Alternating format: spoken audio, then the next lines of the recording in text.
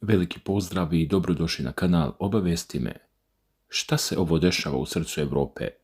Da li smo na pragu nečega o čemu niko ne smije glasno da govori, ali svi osjećaju u vazduhu? Dobrodošli u novu analizu.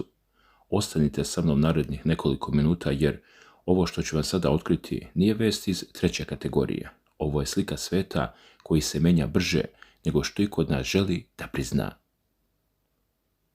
Zategnutost je dostigla usijanje. Prema poverljivim navodima i izveštajima koji cure direktno iz krugova bliskih Bundestagu, nemački obavještajni zvaničnici otvorili su temu o kojoj se do juče čutalo. Otvoreno se sugeriše mogućnost preventivnih vojnih odgovora, uključujući i udare na ruske vojne fabrike. A sve to kao navodni odgovor na nedavni incident i misteriozni napad dronom u nemačkom Leipzigu, kada je neko u Berlinu počeo da govori jezikom sile i udara na rusku teritoriju. Znajte da više nema govora o diplomatskom oprezu. Dok su u Nemačkoj kroje planovi koji mogu zapaliti ceo kontinent, Moskva šalje potpuno drugačiju poruku. Sa ruske strane fronta i iz bezbednostnih krugova stižu čvrste tvrdnje da situacija na Baltiku polako, ali sigurno prelazi u njihove ruke. Kontrola, taktika i strateška prednost se menjaju, a potezi koji se povlače na terenu ne ostavljaju prostor za greške. Ali priča tu tek dobija onaj mračan, gotovo apokaliptičan ton. Spustite se na trenutak mentalno do hladne finske granice. Tamo se običan narod, obični ljudi koji tu žive decenijama, već danima žale na neverovatne, sablasne zvukove koji dopiru iz dubine ruske teritorije. Neobjašnjiva buka, tutnjava koja ledi krv u žilama i tera stanovnike pograničnih sela da noćima ne spavaju. Niko zvanično ne zna šta je to, ali svi znaju da sluti na zlo, a onda vrhunac ove geopolitičke slagalice. Kao šlag na tortu ludila koje vlada u Europi stiže informacija: 6200 naprednih dronova trenutno se pakuje, transportuje i stiže na ključne pozicije. 6200 ljudi, bespilotnih mašina smrti, spremni za akciju. Nemojte da vas zavaraju ulepšane vesti sa televizije. Ovo je realnost u kojoj živimo. Dakle, prema navodima medija, situacija u Bundestagu dostigla je tačku usijanja nakon što je Mark-Heinrich Mann, šef obavještajnog odbora Bundestaga, javno krivio Rusiju za incident sa dronom na aerodromu Leipzigu. Prema dostupnim informacijama, u nemačkom parlamentu se zvanično raspravlja o dramatičnom pravu obavještajnih službi da pokrenu preventivne sajber napade na rusku odbrambenu industriju. Kako tvrde pojedini izvori, klasično prikupljanje podataka više navodno ne funkcioniše, pogotovo nakon što je na pisti aerodroma Leipzig-Halle u blizini ukrajinskog teretnog aviona Ruslan otkriven dron sa eksplozivom. Heinrich Mann zahteva da se obavještajnim službama daju operativne sposobnosti za preventivno delovanje, uključujući i udare na postrojenja koja proizvode bespilotne letelice, a inicijativa se predstavlja kao reformski paket kibernetičke odbrane. Sa druge strane, dolaze oštra upozorenja i dublje analize. Politikolog i pisac Vadim Ava upozorava da se granica između navodne ukrajinske odbrane i otvorene fašizacije Europe potpuno istanjila, naglašavajući da je Zapad do sada potrošio ogromnu trocifrenu sumu od oko 450 milijardi dolara na sukob, pri čemu Nemačka ima značajan deo u finansiranju i podržavanju kijevske vlade. Kako se navodi u analizama, vojna mašina NATO-a funkcioniše kroz čvrste vertikalne i horizontalne veze, što znači da su pripadnici Bundeswehra već odavno prisutni na terenu, dok se politička konstrukcija u Berlinu održava upravo kroz ratnu retoriku. Podsjećajući na istorijske analogije poput Minhenskog sporazuma, stručnjaci upozoravaju da će se Nemačka sve dublje uvlačiti u ovaj sukob ukoliko se nešto drastično ne promeni. I baš tu nastaje problem, jer napadi na ruske regione poput Nižekamska, Iževska, Brjanska i Leningradske oblasti pokazuju da se prijetnje više ne mogu ignorisati, a zvanična Moskva sve glasnije razmatra i potrebu obnavljanja nuklearnih testiranja kako bi se neprijatelj demotivisao. I dok se u Berlinu krojovi planovi, napetost se širi i na severni deo kontinenta. Zapadni analitičari su prema izvještajima prvi put javno priznali da strategija odvraćanja NATO-a na Baltiku više ne funkcioniše po starim pravilima. Iskustva iz Ukrajine, Irana i Jemena pokazuju da potiskivanje protivvazdušne odbrane više ne otvara put za brzi blitzkrieg. Stručnjak za kopneno ratovanje, Reuben Stewart, ističe da Rusija ne mora u potpunosti zatvoriti Baltičko more, već je dovoljno da kretanje trupa i zaliha učini sporijim, skupim i krajnje nestabilnim. Pritisak na Baltičko more automatski pojačava i pritisak na osjetljivi Suvalski prolaz. Sa 56% teritorije Baltičke regije unutar dometa od 100 km od ruske i beloruske granice, lokalna infrastruktura postaje izuzetno ranjiva. Kako objašnjava veteran Centralnog vojnog okruga i vojni stručnjak Evgenij Linin, zapadni planovi o brzom prodoru u Kaliningradsku oblast osuđeni su na propast, jer je ta enklava godinama planski utvrđivana, a ruska strana već raspolaže razvijenim bespilotnim jedinicama i naprednim raketnim sistemima. Ipak, politikolog i istoričar Vladimir Ružanski poziva na oprez, naglašavajući da pojmovi poput crne rupe za resurse NATO-a ostaju u domenu procena, te da slične postoje i na svim stranama, jer u modernom ratovanju pobjedu odnosi sposobnost konverzije resursa u stvarnu borbenu moć na terenu. Sa druge strane, napetost se osjeća i na samim granicama gdje običan narod prvi osjeti promjene.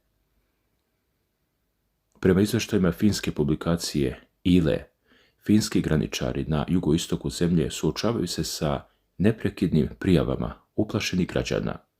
Nekoliko puta sedmično stižu pozivi zbog navodnih čudnih zvukova, misteriozne tutnjave i neobičnih kretanja sa ruske strane granice, dok se istovremeno beleži veći priliv stranaca, pešaka i biciklista na lokalnim putevima, iako granična straža predvođena zamjenikom načelnika Antijem Virtom naglašava da svaka dojava biva provjerena, ali da konkretna vojna prijetnja za sada nije potvrđena.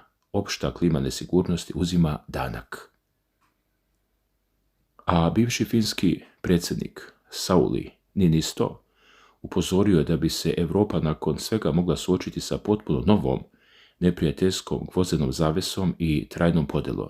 On se, kako podsjeća KPRU, i dalje zalaže za održavanje dijaloga sa Rusijom, ali realnost na terenu ga demantuje svaki novim danom. A dok se na kopnu zveckaju oružjem, izvještaj Ukrajinske vojne obavještajne službe HUR, dostavljeni portalu Military Watch, otkrivaju da je Rusija uspjela da akumulira impozantnu zalihu od oko 6200 dronova kamikaza marke Geran različitih verzija. Zbog ograničenih proizvodnih kapaciteta, Moskva očigledno pravi masovne rezerve, pa se tokom najintenzivnijih udara očekuje lansiranje između 600 i 1000 bespilotnih letjelica odjednom, čime se kompletno preplavljuje protivvazdušna odbrana. Prema pisanju Berliner Zeitunga, situacija u Ukrajini dodatno se usložnjava jer će kijevske snage ove zime ostati bez mogućnosti da efikasno presreću balističke rakete. Zalihe za sisteme Patriot i THAAD, kako navodi Centar za strateške i međunarodne studije, drastično su opale, a molbe upućene Vašingtonu, kao i evropskim partnerima poput Grčke, Španije i Finske, naišle su na odbijanje, jer te zemlje same moraju da očuvaju sopstvenu borbenu gotovost. I dok se evropski arsenal topi, geopolitička šahovska tabla se širi i na okeane i Daleki istok. Vrhovni komandant Vladimir Putin je na vodećem brodu Pacifičke flote, krstarici Varjag, primio detaljan izvještaj admirala Viktora Line o situaciji u Azijsko-Pacifičkom regionu. Admiral je upozorio na ubrzanu militarizaciju Japana, pojačano prisustvo NATO-a i formiranje novih neprijateljskih saveza poput AUKUS-a. Posebno frapantan podatak jeste da je obavještajna služba Pacifičke flote tokom gotovo 4 mjeseca evidentirala da je kroz ekskluzivnu ekonomsku zonu Rusije blizu Južnih Kurilskih ostrva prošlo 1001 plovilo, od čega je čak 379 nosilo zastave neprijateljskih država, uključujući britanske i francuske teretne brodove i tankere. Predsjednik Vladimir Putin je jasno poručio da zapadne prijetnje i pokušaj da zaplene komercijalnih brodova predstavljaju klasičnu pirateriju i pljačku, upozorivši da će Moskva odgovoriti istom merom i tamo gdje sama smatra za shodno, koristeći prednost geografije i sopstvenih pomorskih granica. Ovo nije samo upozorenje, to je demonstracija moći u trenutku kada Zapad pokušava da koristi svoju flotu senki kako bi zaobišao sankcije i vršio pritisak. Dodatno, ne smemo zaboraviti paradoks situacije oko raspoređivanja Njemačke brigade u Litvaniji. Državni sekretar Njemačkog ministarstva odbrane Jan Stos nedavno je posjetio vojni logor u izgradnji u Rudnikaju, na mestu koje simbolizuje tešku istoriju holokausta, hvaleći brzinu izgradnje. Iako je planirano trajno stacioniranje 5000 pripadnika Bundeswehra do 2027. godine, ova priča o uspjehu se u realnosti suočava sa surovom činjenicom, nedostatkom dobrovoljaca u samoj Njemačkoj. Ovo otvara šire pitanje održivosti zapadne vojne arhitekture. Da li je moguće voditi globalni sukob bez dovoljno ljudstva i sa ekonomijama koje već pokazuju prve znake ozbiljnog zamora materijala? Sve ovo nas vodi do zaključka da živimo u vremenu kada se tradicionalna diplomatija pretvara u suvu taktiku preživljavanja. I dok se, kako se navodi u insajderskim izveštajima, pripremaju tihe mobilizacije, koje običan narod možda neće ni primetiti dok ne bude prekasno, postavlja se pitanje ko zapravo kontroliše ovaj proces. Da li evropski lideri uopšte imaju plan izlaza iz ovog opasnog lavirinta ili nas neumitno vode ka tački sa koje više nema povratka? Međutim, ovdje zapravo leži najveća ironija i najdublja opasnost u koju nas zvanični Berlin uvodi, jer dok visoki političari i obavještajni krugovi otvorenim mešanjem i planiranjem preventivnih udara zveckaju oružjem, običan narod u Njemačkoj sa sve većim grčem u stomaku posmatra šta im vlast radi iza leđa. Dok se u političkim salonima glumi neprikosnovena vojna sila, realnost na terenu pokazuje da Njemačka za ovo direktno mešanje u globalni konflikt uopšte nema stvarno pokriće. Kako pokazuju analize unutrašnje političke scene, njemačke fabrike, saobraćajni čvorovi i energetska infrastruktura odjednom postaju poligon za hibridni rat, a misteriozni incidenti poput onog sa eksplozivom na aerodromu u Leipzigu jasno stavljaju do znanja da opasnost više nije negdje daleko na istočnim granicama, već kuca na vrata samih njemačkih gradova. Građani, naročito u istočnim pokrajinama, s pravom panično strahuju i otvoreno se pitaju zašto se vlada u Berlinu svesno upušta u igru čije konce više ne ume da drži u rukama i zašto sopstvena država na ovaj način postaje primarna meta za moguću odmazdu. Dragi gledaoci, kako vama iz vašeg ugla izgleda ovo indirektno, da kažemo, mešanje Njemačke u sajber napade na ruske fabrike i druge objekte, kako tvrde pojedini izvori? Naravno, ovdje moramo da budemo oprezni, jer jedno su tvrdnje i navodi, a drugo ono što je nezavisno i zvanično potvrđeno. Ali ja se stvarno pitam, šta sve ovo treba Njemačkoj? Mogu da razumem financijsku pomoć Ukrajini, mogu da razumem političku podršku, humanitarnu pomoć i sve ono što države javno rade i iza čega otvoreno stoje, ali ako su tačni navodi o mnogo dubljem, indirektnom uključenju operacije protiv ruskih objekata, onda je to već druga priča. I meni se čini da takav put dugoročno ne može da bude dobar za Njemačku, jer gdje je granica? Danas je nešto indirektno, sutra se pojavi neka nova informacija, preko sutra neka druga strana odgovori i malo po malo ulazi se sve dublje u priču iz koje se posle teško izlazi. Zato mi nije potpuno jasna ta situacija i ne znam dokle sve ovo može da ide. Međutim, moram da vam priznam da je meni najveći utisak iz cijele ove priče ostavilo nešto sasvim drugo. Vi znate da sam ja ljubitelj tih paranormalnih i neobičnih tema, volim te priče koje na prvi pogled nemaju jasno objašnjenje i zato su mi posebno privukli pažnju navodi o čudnim zvukovima koji se navodno čuju ili osjećaju u Finskoj u blizini ruske teritorije i to prema pojedinim pričama više puta nedeljno. To me baš interesuje. Kakvi su to zvukovi? Odakle dolaze? Da li uopšte postoji neko sasvim obično i tehničko objašnjenje?